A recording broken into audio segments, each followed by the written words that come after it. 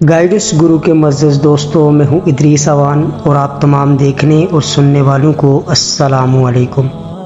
ناظرین، بصرہ میں حضرت رابعہ بصری رحمۃ اللہ علیہ کے حسن و جمال کی دھوم مچی ہوئی تھی، مگر جوانی کے شب و روز انہوں نے یاد الہی میں گزار دیے۔ آپ رحمۃ اللہ علیہ کے چہرے پر پاکیزگی کا ایسا نقاب تھا کہ دیکھنے والوں کی نگاہیں خود بخود جھک جاتی تھیں۔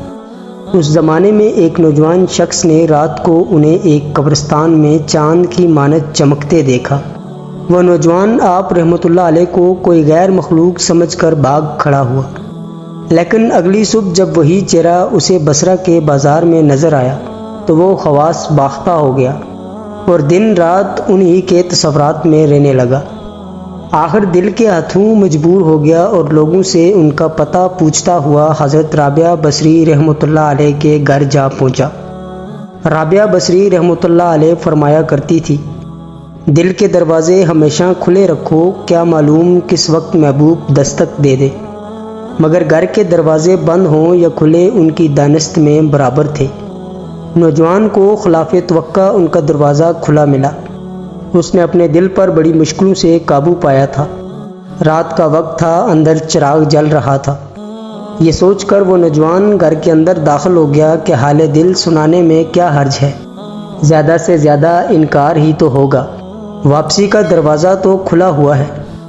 لیکن جب وہ اندر پہنچا تو وہاں کوئی نہیں تھا، البتہ چھت سے ایسی پرسوز آواز آ رہی تھی جیسے کوئی رونا رو رہا ہو۔ نوجوان تیزی سے سیڑھیاں چڑھتا گیا۔ حضرت رابعہ بصری رحمۃ اللہ علیہ عشاء کی نماز سے فارغ ہو کر ذکر الہی کر رہی تھی کہ پروردگار، سارے ستارے روشن ہو گئے، سارے لوگ سو گئے، بادشاہوں نے دروازے بند کر دیے، ہر محبوب اپنے محبوب سے میوے گفتگو ہے اور میں تیری بارگاہ میں کھڑی ہوں۔ نوجوان پر سکتہ طاری ہو گیا۔ اسی اثنا میں حضرت رابعہ بصری رحمۃ اللہ علیہ نے پلٹ کر اسے ایسی نظروں سے دیکھا کہ اس کی زبان گونگی ہو گئی۔ حضرت رابعہ بصری نے اس نوجوان سے پوچھا، کیا تم مجھ سے شادی کی درخواست کرنے آئے ہو؟ نوجوان نے لرزتے ہوئے ہاتھوں سے اپنی زبان کی طرف اشارہ کیا کہ وہ بول نہیں پا رہا۔ حضرت رابعہ بصری رحمۃ اللہ علیہ نے فرمایا کہ اس سے پہلے کہ زبان کی طرح تیرا دل بھی بند ہو جائے، تو جس راستے سے آیا ہے اسی راستے پہ لوٹ جا۔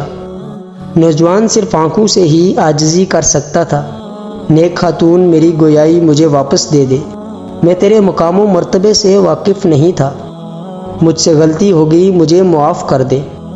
لا علمی ہمیشہ قابل معاف امر ہے۔ اس کے خاموش آنسوں کے جوار میں حضرت رابعہ بصری رحمۃ اللہ علیہ نے فرمایا، نوجوان، تو نے اگر مجھ سے کوئی بدفعلی یا زیادتی کی ہوتی تو میں یقیناً تمہیں معاف کر دیتی۔ میں نے خود کو بہت پہلے ہی اپنے رب کے حوالے کر دیا تھا۔ اب یہ معاملہ تیرے اور اللہ کے حوالے ہے۔ معافی مانگتا ہے تو اللہ سے مانگ۔ تو سچے دل سے توبہ کرنے کا ارادہ کرے تو شاید تیری توبہ کی وجہ سے تیری گویائی واپس آ جائے۔